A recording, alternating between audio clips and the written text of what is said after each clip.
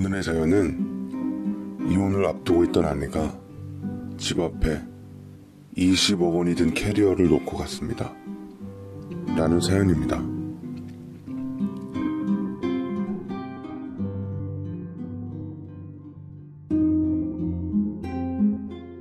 안녕하세요. 저는 40대 남자입니다. 저는 현재 공장에서 일을 하고 있고 얼마 전까지 아리따운 현모양처 아내와 아들 둘을 키우고 있었습니다. 제 아내는 빼어난 외모와 고풍스러운 우아함, 착하고 너그러운 마음씨까지 뭐 하나 빠지지 않는 사람이었어요. 허나 만인의 축하를 받은 저희 결합에도 불구하고 만났을 당시 순탄하기만 했던 건 결코 아니었습니다. 대학교 때 저는 정수라는 친구를 처음 만났고 성격도 취미도 공통점이 많아 쉽게 친해지게 되었는데 하필이면 이상형까지 닮았던 건 치명적이었죠. 지금의 제 아내를 그 친구한테 소개받은 건 엇갈림의 시작이었습니다. 여기는 내 고등학교 때 친구야. 박서경이라고 하는데 이 근처에서 만날 일이 있었던 김에 같이 만나면 좋을 것 같아서 라면서 제게 소개를 했는데 그녀를 처음 보고 전 입을 다물질 못했습니다. 하늘에서 내려온 천사 같다는 말이 딱 맞았어요. 백옥 같은 피부에 오똑한 콧날, 배우 뺨칠 정도로 아름다웠던 그녀에게 마음을 뺏기고 말았죠. 그런데 단번에 보기에도 알았습니다. 그 친구도 그녀를 짝사랑하고 있다는 걸요. 감정을 숨길 줄 모르는 것도 나와 친구는 닮아 있었습니다. 우리는 셋이 다 같이 만나 좋은 시간을 보낸 적도 많았고 예감적으로 서로가 그녀에 대해 관심이 있다는 것을 알게 되었습니다. 그녀에게 다가가고 싶었지만 둘 다 서로의 눈치를 보고 있는 상황이었죠. 하루는 서경이가 저를 찾아왔는데 표정이 사뭇 안 좋더라고요. 미안해 갑자기. 저기 혹시 돈 좀 빌려줄 수 있어? 라며 조심스럽게 운을 뗐는데 제법 적지 않은 금액이었습니다. 사정 얘기를 들어보니 다니던 회사가 사정이 안 좋아 하루아침에 그만두게 되었는데 그녀는 집안이 넉넉치 않아 대학 자퇴 후 직장을 다니고 있었고 번 돈으로 생활비에 보태고 있었죠. 당장 엄마의 무릎 수술이 잡혔다고 해서 걱정이 이만저만이 아닌지라 저는 같이 고민하다 아버지께 부탁드렸습니다. 좋은 친구라고 하니 아버지께선 없는 자리도 만들어서 서경이에게 일자리를 만들어 주었고 그녀는 너무 고마워하더라고요. 이 일로 우리는 가까워지게 되었고 사이가 더 돈독해졌습니다. 게다가 대학 졸업 후 곧바로 아버지 회사에 들어가 일을 배워서 서경이와 가까이 있을 기회가 많았어요. 옆에서 지켜보니 더 마음이 가는 여자였습니다. 아버지는 저희가 함께 일하는 모습을 보며 은근히 말씀하시더군요. 서경이 얘가 야무지고 현명해서 네 짝으로 괜히 탐이 나는구나. 집이 어려운 건 네가 채워주면 되지. 가만 보니 너도 딱 마음이 있는 것 같은데 어떻게 잘해보는 건 좀 힘드냐. 하지만 친구가 눈앞에 아른거렸고 마음이 있어도 그 친구가 절 생각해 그녀에게 쉽게 마음을 못 내비쳤던 것처럼 저도 그럴 수가 없었습니다. 그런데 어느 회식이 있었던 날 그녀가 술 기운에 울면서 제게 기대더군요. 나 사실 네가 많이 좋아. 그리고 너도 나 좋아하지만 왜 선을 긋는 줄 알아. 성민아, 그냥 우리 아무것도 생각하지 말고 좋아하면 안 되는 거야? 그녀의 고백을 듣자니 온 세상을 다 얻은 것만 같았습니다. 마지막까지 친구가 아른거렸지만 제 선택은 우정이 아닌 사랑이었습니다. 어찌 보면 친구한테 큰 상처를 주는 일이란 걸 알면서도 제가 사랑을 선택한 이상 별 수 없었습니다. 우리가 연인 사이가 됐다고 하니 친구는 겉으로 힘겹게 웃으며 축하한다고 얘기를 했지만 한편으론 마치 하늘이 무너진 듯 충격적인 얼굴이었습니다. 그날 밤 그 친구는 취해서 저희 집 앞에 배를 끊임없이 눌렀습니다. 제가 밖으로 나오자마자 멱살을 쥐었고 선빵을 날렸습니다. 제법 아파서 저도 괜히 부하가 일어 우리는 한바탕 주먹 다짐을 하게 되었습니다. 한참을 기운을 쓴 친구는 그대로 제 옆에 누웠어요. 어쩐지 요새 서경이가 나를 피한다고 생각했었는데 이런 일이 있을 줄이야. 널 소개시켜주는 것이 아니었는데 내 발등을 내가 찍은 꼴이 됐네. 미안하다. 석영이는 내가 행복하게 해줄 테니까 정말 그 애를 좋아했다면 나한테 맡겨. 편하게 보내주는 것도 사랑이야. 차라리 입을 다물걸. 그 말 한마디 더 했다가 전 몇 대 더 맞았고 친구는 묘한 말을 제게 남기더군요. 석영이가 지금 네 눈에 반짝반짝해 보이지? 아마 내가 좋아해서 더 그럴 수도 있을 거야. 내가 절대로 니들 행복하지 못하게 만들 거야. 라고 저주를 퍼붓고는 그날부터 절 떠나버렸습니다. 이후부터 친구를 만날 일은 없었습니다. 저를 의식해서인지 해마다 동창회다 뭐다 친구끼리 술자리도 피했고 한동안 자취도 없이 사라졌습니다. 없으니 속은 후련하더라고요. 자책감도 사라지고 저는 그토록 원했던 석영이와 결혼을 하게 되어 그해 아들까지 얻는 겹경사를 얻게 되었습니다. 저희 부모님께서도 며느리를 참 예뻐하셨고 아버지의 건강상의 이유로 사업을 저 혼자 맡은 뒤로 오히려 매출이 많이 올라가 날이 갈수록 웃음꽃이 피었습니다. 이듬해에 아들 하나를 더 안겨준 석영이는 제게 좋은 아내였고 며느리였고 엄마였습니다. 다만 처갓집이 늘상 돈 때문에 사고를 많이 치고 언제나 뒷감당을 아내한테 떠넘겼던지라 그런 골치 아픈 것만 빼고는 부족함 없이 매일매일 소중한 날들을 보내고 있었죠. 그래도 전 처갓집에게 늘 감사한 마음을 가지며 잘하려고 노력했습니다. 아내의 소중한 가족들이니 제게도 고맙고 중요한 분들이셨어요. 그럼에도 불구하고 기쁜 날만 늘 있을 순 없었나 봅니다. 제게도 피할 수 없는 불행의 그림자가 닥쳐왔고 지나치게 무리한 사업 확장과 막대한 마케팅 비용으로 인해 저희의 사업은 한순간에 나락으로 떨어지고 말았습니다.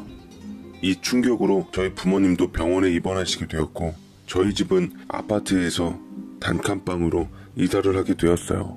두 아들들한테도 미안했고 아내에겐 더 죄인이었지만 아내는 끝까지 절 위로해 주더라고요. 괜찮아. 사람이 성공할 수도 실패할 수도 있지. 나 당신 믿어. 우리 처음부터 다시 시작하자. 라며 용기를 주는데 내가 여자 하나는 정말 끝내주게 잘 선택했다라는 생각이 들어 아내를 부둥켜 안고 눈물샘이 마르질 않았습니다. 아내를 위해서 더 열심히 살아야겠다 싶었어요. 아내도 회사에 취직하고 저 역시 공장에 취직해서 하루하루 비청산할 날을 바라며 살아가고 있는데 여태 잊고 있었던 바로 아내를 소개시켜 주었고 짝사랑했던 그 친구 정수였어요. 잘 지냈냐? 너네 결혼했다며? 그게 벌써 15년 정도나 됐네. 괜찮으면 우리 술이나 한잔하자 라며 얘기를 하는데 꺼림칙한 부분이 있었으나 그래도 친구였던지라 참 반갑더라고요. 돌이켜보자니 오래전 일이라 껄끄러운 감정도 잊혀졌으리라 생각하며 저는 친구와의 술자리에 응했습니다. 15년 만에 본 친구는 몰라보게 달라져 있었어요. 고급으로만 빼입은 채 여유가 넘쳐 흐르는 게 아니나 다를까 하던 사업이 잘 되어 제법 성공 가도를 달리고 있다더군요. 무슨 사업을 하냐고 관심을 가지니 그런 게 있다고 사업 내용은 입을 다물었습니다. 어쨌건 내심 그 친구가 마음에 걸릴 적이 있었는데 이제는 정말 잘 됐다 싶었습니다. 그간 살아온 얘기를 나누면서 허심탄회하게 예전의 감정을 풀었고 농담삼아 허허 웃으며 주고받게 되었습니다. 제 아내도 볼 겸 저희 집에서 한 잔 더 하자고 꽐라가 돼서 말하는 친구를 밤이 늦었다는 핑계로 겨우 돌려보내고는 초라해져 버린 제 심정을 감추기도 했죠. 저는 집에 돌아와서 아내에게 그 친구를 만나 훈훈하게 풀었다 했더니 아내의 반응이 생각보다 이상하더군요. 그 친구 만나지 마. 괜히 껄끄럽잖아. 당신은 예전에 나 짝사랑한 남자랑 같이 술을 마시고 싶어? 왜, 다 지난 일이잖아. 추억할 거리도 있고 좋지 뭐. 근데 그 녀석 엄청 성공했더라.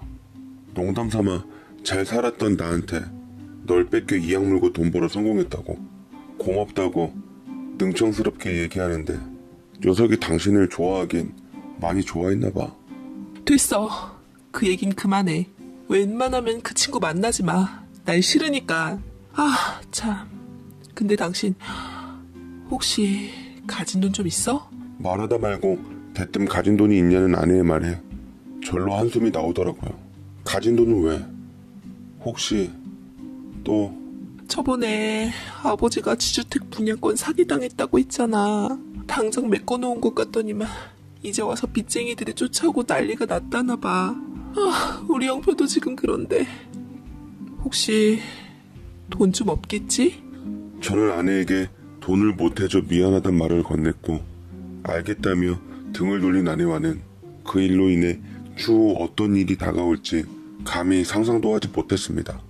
아내의 만류에도 불구하고 저는 그 친구와 자주 만났고 옛 우정을 회복하기 위해 노력했어요.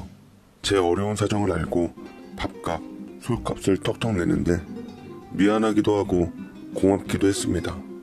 가끔 제게 차비하라며 수표 몇 장을 주머니에 찔러주기도 했는데 그런 날이면 그 친구가 정말 은인같이 느껴지더라고요. 심지어는 제게 파격적인 제안을 하기도 했습니다. 이번에 전세 만기인 아파트 한 채 있는데 너희 가족 그곳에 가서 살래?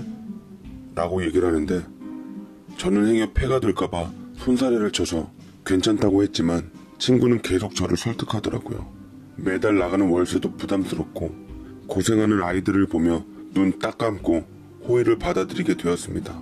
8평 남짓 단칸방에서 33평이나 되는 서울의 브랜드 아파트로 하루아침에 이사를 하게 되니 이제 우리 다시 잘 살게 됐냐며 너무나 좋아하는 아들들에게 가장으로서 어깨가 펴지기도 했습니다. 처음에는 그 친구 아파트여서 부담스럽다던 아내도 막상 이사해보니 내 집 무슨기도 띄우고 마음이 놓였습니다. 짐이 어느 정도 정리가 되자 이 집 마련의 1등 공신인 집주인을 제일 먼저 집으로 초대했습니다. 고마워 정말. 이렇게 빨리 큰 집으로 이사하게 될 줄은 몰랐는데 이게 다 너 덕분이야. 네가 나한테 어떤 친구였는데 이 정도도 못 해줄까. 참 사실 너한테 허락 맡을 일이 있긴 한데. 허락 맡을 일? 그게 뭔데? 제가 의아하게 묻자 아내가 음식을 내오고서는 그 친구 말을 이어 대뜸 얘기를 하더라고요. 나 사실 정수회사로 이직했어. 연봉이랑 복지도 더 좋기도 하고 또 친구니까 여러모로 전에 직장보단 나을 것 같아서. 생각지도 못한 말에 저는 불안감이 돌았습니다. 왜 아내가 그런 일을 진작 얘기해주지 않았나 이해가 안 됐죠. 그 순간 저는 왜 하필 예전의 기억이 떠올랐는지 모르겠습니다. 저 역시 아내가 아버지 직장에서 일하게 되면서 정을 쌓게 되었고 결혼까지 하게 되었잖아요. 상황이 그때와는 다르긴 하지만 둘이 같이 일한다는 게 괜히 신경은 쓰이더라고요. 하지만 이미 이직 통보를 한 아내에게 안 된다고 하기에는 상황이 좀 그랬습니다. 아내는 출근을 핑계로 거울 보는 시간이 작고 화장도 진해지는 등 유독 외모에 신경을 많이 쓰기 시작했어요. 어디다 신경을 쓰는지 주말에 애들 식사 챙겨주는 것을 거르기도 했고 휴일날에도 집을 비우는 시간이 많았습니다. 돌아오는 대답은 회사가 너무 잘 돌아가서 일손이 부족해서 어쩔 수 없답니다. 대신 주말 수당, 야근 수당 다 받아서 아내 덕분에 우리는 조금 더 여유로워졌습니다. 허나 아들들은 이미 철들어서 그런지 마냥 좋게 받아들이질 않더라고요. 엄마가 예전과는 확실히 좀 달라진 것 같아.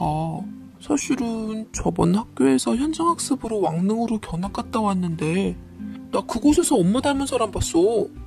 어떤 아저씨랑 같이 있었는데. 제 아들들은 누구보다 허튼 소리 안 할 사람들이었죠. 일하는 시간에 무슨 이유로 왕릉에 있었던 건지 저는 아들에게 혹시 그 옆에 있었던 남자의 얼굴을 봤냐고 했지만 그것까진 못 봤다 합니다. 저는 그때부터 아내에게 의심이 생기고 있었어요. 아내 곁에 있었다는 남자는 막연하게 친구였을 것 같은 생각이 들더라고요. 아내도 제가 전과는 다른 시선으로 본인을 보고 있다고 생각했는지 제 눈치를 보며 저희 가족에게 잘하려고 노력했습니다만 수상함을 결코 피할 수는 없었습니다. 그러다 정말로 제 눈을 의심케 하는 사건이 벌어지고 말았어요. 아내가 연락도 안 되고 새벽까지 들어오지 않아 걱정이 되어 밖에 나가 있었는데 어느 낯선 차에서 내리는 것을 똑똑히 발견했고 역시나 그 녀석이 분명하더라고요. 아쉬운 듯 손을 잡는 그들 모습을 보고 눈이 뒤집힐 지경이었습니다. 딱 봐도 다정해 보이는 게 심상찮아 보이는데 하루 이틀 된 사이가 아닌 것 같더라고요. 심증을 포착한 저는 그 녀석과 함께 있었던 아내 앞에 모습을 드러내 다짜고짜 소리부터 높였습니다. 아내는 당황한 듯 어쩔 줄 몰랐지만 그 녀석의 눈빛은 오히려 이 상황을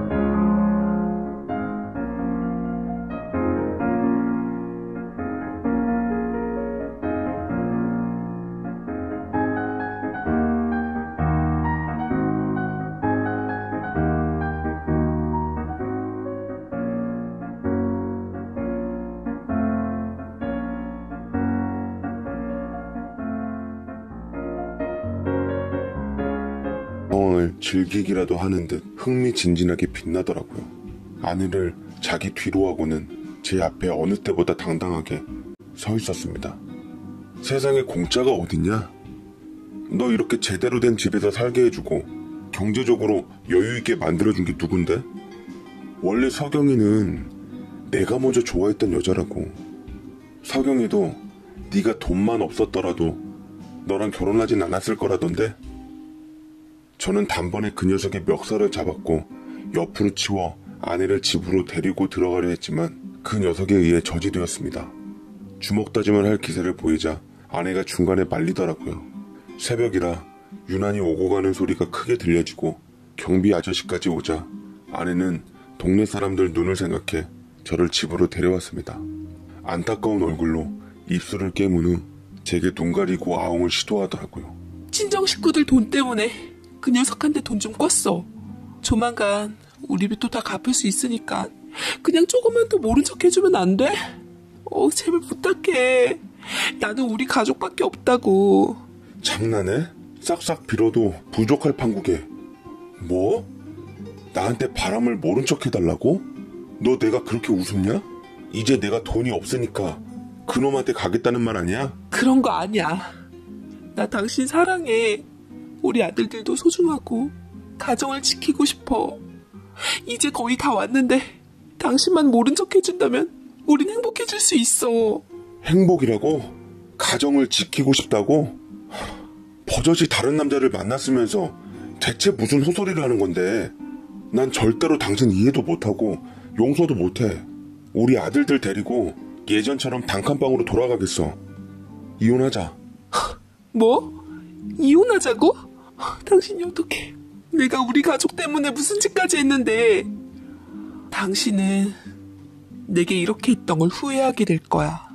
라며 당치도 않은 말을 뱉고는 그대로 집을 나가버렸습니다. 저도 이튿날 아들들과 함께 공기 좋은 먼발치 수도권에서 살고 있는 부모님네 집으로 내려가게 되었습니다. 부모님께는 당분간 아내가 처갓집 일 때문에 잠시 떨어져 있게 됐다고 얘기를 했고, 집주인이 집을 파는 통에 갈 곳이 없어 사시는 곳까지 왔다고 둘러댔습니다. 부모님 댁에서 저는 마음 정리할 겸 몇 달 동안 아들들과 살았고, 아이들을 위해서라도 아내와의 원만한 합의 이혼을 위해 연락을 했습니다만 도무지 연락이 되질 않더라고요. 그런데 어느 날 저희 집안 자체가 흔들릴 일이 벌어지고 말았습니다.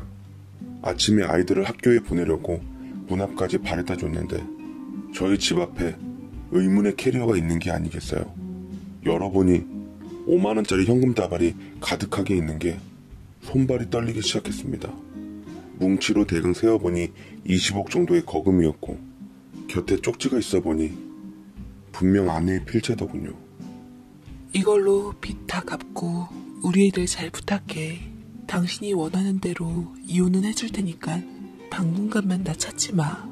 나중에 진정되면 연락할게. 라는 쪽지 내용이었습니다. 당초에 영문을 모르는 상황에 어찌해야 할지 고민에 빠져들었고, 일단 수상쩍은 돈인 만큼 저희 집 밭 구덩이에 묻었습니다. 너무 어마어마한 일이라 아내를 찾기 위해 서울까지 나와 직접 찾아 헤맸는데, 아내를 찾는 사람은 저 말고 또 있더라고요. 머지않아 아내를 빼앗아간 그 녀석이, 내 가정을 모두 망가뜨린 그놈이 저희 부모님 집 앞에 다급하게 찾아와서는 이성을 잃을 정도로 화를 냈습니다. 혹시 너 네 아내 못 봤어? 서경이 못 봤냐고. 네가 처음부터 다 계획했던 거지. 나 엿먹이려고 네가 서경이하고 모의해서 이렇게 한 거 아니냐고. 저는 몇 달 동안 아내를 본 일이 없다 누차 강조했지만 녀석은 도무지 들으려고 하질 않은 채 계속 저에게 아내의 행방을 물었습니다. 사람들을 동원해 저희 집을 마구 파헤치는 걸 보니 아무래도 아내가 일전에 넘긴 돈다발을 찾는 것 같았어요. 계속 이러면 경찰에 신고하겠다고 말하자 녀석은 주춤거렸고, 무슨 수를 동원해도 아내에 대한 것을 찾을 수 없으니 잔뜩 욕설만 해대고 가더라고요. 저는 판단 끝에 결국 경찰에 신고하고야 말았고, 캐리어에 있는 돈은 모두 조사 대상이 되었습니다. 그리고 며칠 후 그 녀석이 경찰에 검거되었다는 소식을 듣게 되었어요. 더불어 아내도 마찬가지였고요. 아내가 알게 모르게 걱정되었는데 오히려 눈앞에 일이 나타나니 다행이다 싶었습니다. 아내는 저를 보고 바들바들 떠는데 이토록 여린 여자가 어떻게 그리 강큰 짓을 했는지 혀를 내둘렀습니다. 전후 상황을 듣고 보니 놀라움은 더했죠. 그 녀석의 사업이 불법적인 부분이 있었는데 가까이서 같이 일한 아내가 이를 눈치채고는 그놈의 맘을 이용해 집안을 드나들었다가 금고에 있던 거액의 돈을 빼돌렸던 겁니다. 그리고 제게 거액의 그 돈을 넘겼던 거죠. 저희 신고로 인해 둘 다 경찰에게 잡혀 들어가게 되었고 돌이킬 수 없는 결과를 낳게 되었습니다. 후에 제 아내의 면회를 갔을 때 아내가 울면서 말을 하더라고요. 미안해 여보. 그냥 돈이 많이 필요해서 그랬어.